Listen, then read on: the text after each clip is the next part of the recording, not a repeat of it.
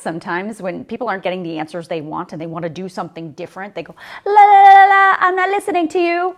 Metaphorically, of course. Well, the technical term for that is willful blindness, and that's what the White House witnesses told the January 6th committee about how then President Trump was behaving when the people he appointed and the judges he nominated to the federal bench did not agree with his election fraud claims in the days and weeks after the 2020 election. During today's 7th public hearing, the House Select Committee showed testimony from White House counsel Pat Cipollone, who, by the way, was the lawyer who represented former President Trump in his first impeachment trial. Cipollone said after all of the 60 legal challenges were lost in courts across the country, most of the people in the White House, the campaign, and Trump's own advisors told the former president there was no evidence of voter fraud that would have overturned the election and he should just concede. But according to Cipollone and others, that wasn't an answer the former president wanted to hear. And that led to a 6-hour knockdown, drag-out meeting that moved from room to room to room in the White House and the residence, and culminated with a screaming match in the White House on December 18th.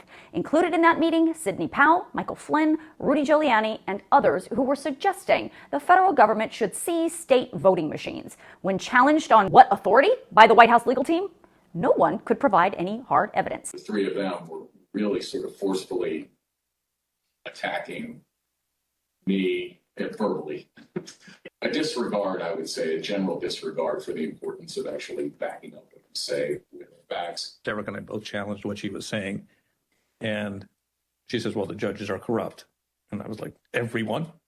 Every single case that you've done in the country you guys lost, every one of them is corrupt, even the ones we appointed? I'm being nice. I was much more harsh to her. I mean, you got people walk in, it was late at night, it had been a long day. And what they were proposing, I thought was nuts. And when that meeting was over, the committee said that's when the former president sent the infamous tweet at 1:42 in the morning on December 19th that said, big protest in D.C. on January 6th, be there, will be wild. The witnesses who testified live in person said some, like the Oath Keepers and the Proud Boys, knew full well that meant their president was calling them to arms and calling them to Washington, D.C.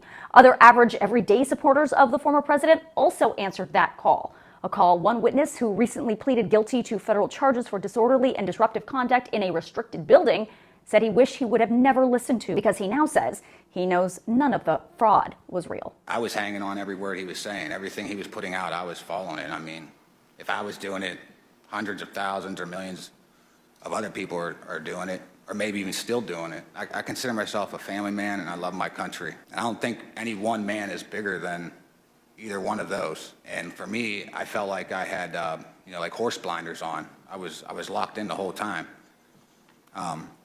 Biggest thing for me is take the blinders off, make sure you step back and see what's going on before it's too late. Next week's public hearing will likely be in prime time and will focus on what the former president was doing in the White House for those 187 minutes while the Capitol was being attacked.